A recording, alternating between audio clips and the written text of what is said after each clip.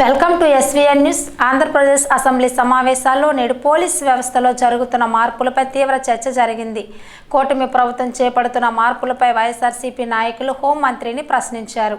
Police విభాగంలో అమలు చేస్తున్న బయోమెట్రిక్ విధానంలో మార్పులు ఎందుకు చేయాల్సి వచ్చిందని వైఎస్ఆర్సీపీ సభ్యులు ప్రశ్నించారు.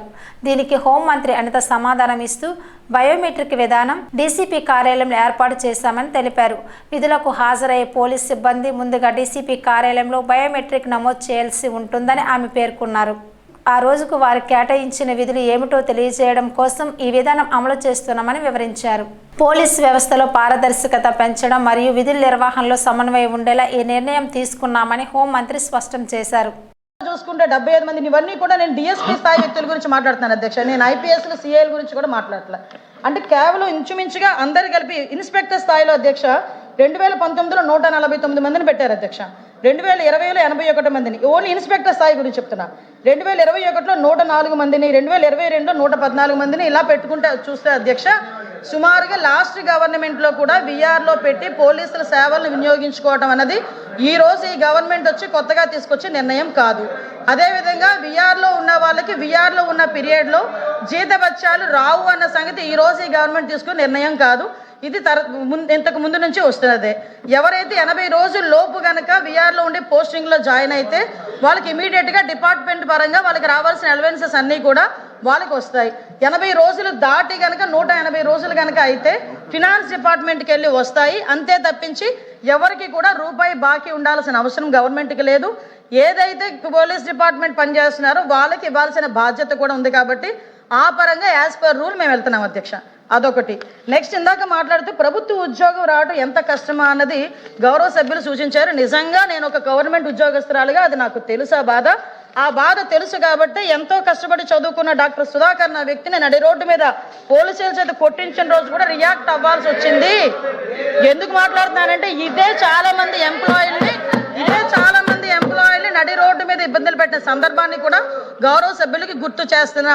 ఇందాక మా సభ్యురాలు అన్నప్పుడు అప్పుడేమో గుమ్మడికాయ ఇప్పుడేమో గుమ్మడికాయ కాదన్నది కాదు. కాబట్టి అది కూడా గ్రహించుకోవాలి. ఇంకొకటి ఏంటంటే పోలీస్ డిపార్ట్మెంట్లోకి వచ్చిన రోజే 24/7 పనిచేయడానికి ఇది ఎమర్జెన్సీ డిపార్ట్మెంట్ అనే సంగతి పోలీస్ డిపార్ట్మెంట్లోకి వచ్చే రోజే దానికి సిద్ధపడే కానిస్టేబుల్ దగ్గర నుంచి హోంగార్డ్ దగ్గర నుంచి ఐపీఎస్ ఆఫీసర్ వరకు కూడా దానికి సిద్ధపడే వస్తారు. అందువల్ల విఆర్లో ఉన్న వాళ్ళే కాదు చుట్టుపక్కల ఉన్న వాళ్ళని డిపార్ట్మెంట్ వైజ్గా ఏదైనా బందోబస్తుకి కానీ దేనికైనా డ్యూటీకి పంపించాల్సిన అవసరం ఉంటుంది. దానికి తగ్గట్టుగానే యాజ్ పర్ రూలే మేము పంపిస్తున్నాం తప్పించి ఎక్కడా కూడా కక్షపూరితంగా వెళ్ళే పరిస్థితి అయితే కనిపించట్లే. మీకు ఇంకొక విషయం కూడా చెప్తున్నాను అధ్యక్ష. అదేవిధంగా ఈరోజు ఇందాక మన బయోమెట్రిక్ గురించి మాట్లాడారు అధ్యక్ష. ఇప్పుడు బయోమెట్రిక్ అనేది పెట్టకపోతే పోలీస్ డిపార్ట్మెంట్ వాళ్ళు అక్కడున్నారు ఇల్లు ఇక్కడున్నారు వాళ్ళు వచ్చారని చెప్పి జీతాలు తీసుకుంటున్నారని ఇదే ప్రతిపక్షాల వాళ్ళు మాట్లాడతారు. బయోమెట్రిక్ అన్నది 2 సార్లు విధానం అన్నది లేదు. దయచేసి తెలుసుకోవాలి. బయోమెట్రిక్ ఎప్పుడు కూడా డీసీపీ కార్యాలయంలో ఒక్కసారి మాత్రమే మార్నింగ్ డిపార్ట్మెంట్ వాళ్ళు అక్కడికి వచ్చి హాజరవుతారు. తర్వాత వాళ్ళకి ఎండాస్ చేసిన డ్యూటీస్కి వాళ్ళు అక్కడి నుంచి వెళ్ళే పరిస్థితి కూడా ఉంటుంది. కాబట్టి అది కూడా మన గౌరవ సభ్యులు కూడా గ్రహించాల్సిందిగా కోరుకుంటున్నాను అధ్యక్ష. ముఖ్యంగా అధ్యక్ష ఇంకా మీకు ఒక విషయం చెప్పాలి అధ్యక్ష. ఇంతకు ముందు అంటే చాలా మనకి పోలీస్ డిపార్ట్మెంట్కి సంబంధించి వెల్ఫేర్ గురించి కూడా ఆలోచించింది కూడా మెయిన్ గవర్నమెంట్ వచ్చిన తర్వాత అధ్యక్ష. ఇంతకు ముందు పోలీస్ జీతాలు కూడా 1వ తారీఖున వస్తాయా రావా అనుకున్న పొజిషన్ నుంచి ఈరోజు నెలలో 1వ తారీఖు కల్లా ప్రతి ఒక్కరి అకౌంట్లోని కూడా జీతాలు పడుతున్నాయా లేదా మీ వెనక బయట నుంచి పోలీసులు ఎవరిని అడిగినా కూడా ఈరోజు సమాధానం చెప్పే పరిస్థితి కూడా ఉంది అధ్యక్ష.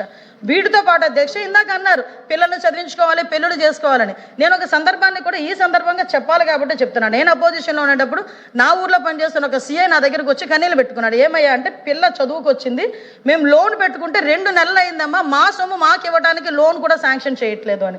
అలాంటి సిచ్యువేషన్స్ రాకూడదు అని మళ్ళా మా గవర్నమెంట్ వచ్చిన తర్వాత వాళ్ళ డిపార్ట్మెంట్కి సంబంధించి ఏ బాకీలు లేకుండా క్లియర్ చేసుకుంటూ దఫాలుగా క్లియర్ చేసుకుంటూ డిపార్ట్మెంట్ చేత ఎంత పని చేయించుకున్నామో డిపార్ట్మెంట్ వెల్ఫేర్ని కూడా అదే రకంగా సైమల్టేనియస్గా తీసుకెళ్లే బాధ్యత కూడా మేము తీసుకున్నాం. డిపార్ట్మెంట్ మీద ఈ రోజు కన్సర్న్ చూపిస్తున్నారు. ఇంకోటి అధ్యక్ష రాజకీయ కక్షతో అనే పదం ఉపయోగించారు. ఆ పదాలు మీకు బాగా సూటబుల్ అవుతాయి.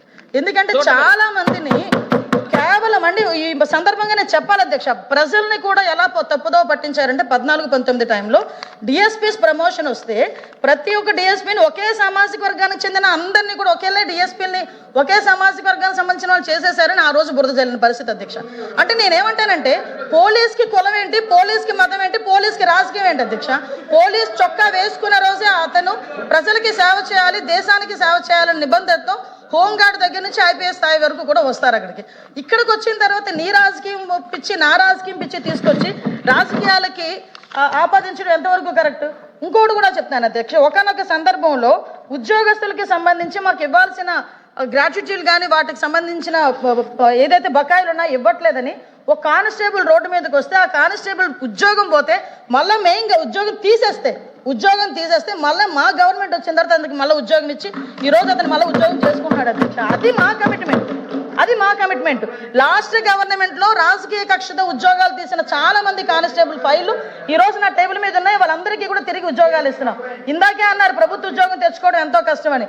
ఆ గవర్నమెంట్లో వీళ్ళు కోట్లు అవినీతులు చేసుకొని వచ్చిన వాళ్ళు కూడా ఈరోజు పోలీస్ డిపార్ట్మెంట్లో 200కి 300కి కూడా లేనిపోని అపనిందలు వాళ్ళ మీద వేసి ఉద్యోగాలు తొలగించిన పరిస్థితి కూడా ఉంది అధ్యక్ష. దయచేసి నేను ఏమంటానంటే రాజకీయాలు ఉంటే మీరు నేను కొట్టుకుందాం, లేదంటే మీరు నేను మాట్లాడుకుందాం, అంతే తప్పించి రాజకీయాలు తీసుకొచ్చి పోలీసుల మీదకి నెట్టి పోలీసులను కూడా దానికి అనుగుణంగా మార్చే పరిస్థితిని కూడా తీసుకురాకూడదని చెప్తున్నా.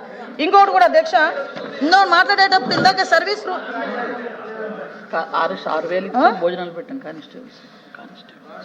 ఇంకోటి కూడా అధ్యక్ష, లాస్ట్ గవర్నమెంట్లో నోటిఫికేషన్ ఇచ్చాము అన్నారు. నోటిఫికేషన్ ఇచ్చారు ఎంతమందికి అంటే 6,000 మంది కానిస్టేబుల్ ఇచ్చేస్తున్నాం, నోటిఫికేషన్ ఇచ్చేసామని చెప్పి ఏదో అంటారు కదా, పెద్ద బాజా భజంత్రీలు కూడా చేశారు. ఆఖరికి కోర్టులో కేసు వస్తే కోర్టులో కేసు ఎలా తీసుకోవాలో కూడా తెలియదు, ఎలా దాన్ని పరిష్కరించుకోవాలో తెలియదు. దానికి 3 సంవత్సరాలు పట్టింది.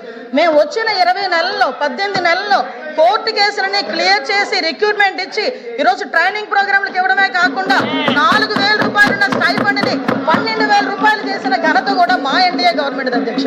దీనికి ఈరోజు ఇన్ని మేము చేస్తా ఉంటే తిరిగి వీళ్ళు మాట్లాడే ప్రక్రియ ఒకటేంటంటే ఒకటి మాత్రం చెప్పాలి అధ్యక్ష, పోస్టింగ్ల గురించి వెయిట్ చేసేవాళ్ళు. అలాంటి చెప్పాలంటే నా దగ్గర ఇంత లిస్ట్ ఉంది.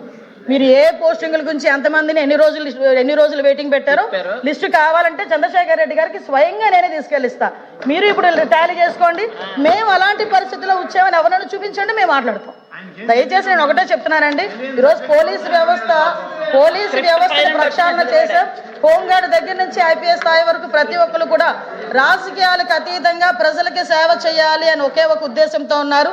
ప్రజల భద్రతే మా బాధ్యత అనే రీతిలో మా పోలీస్ డిపార్ట్మెంట్ పనిచేస్తుంది. వాళ్ళకి కావలసిన ప్రతి ఏదైతే అందాలో వాళ్ళ వెల్ఫేర్ సంబంధించి కూడా ప్రభుత్వం చూసుకుంటుందని సభాపూర్వకంగా మీ అందరికీ కూడా తెలియజేసుకుంటున్నాను.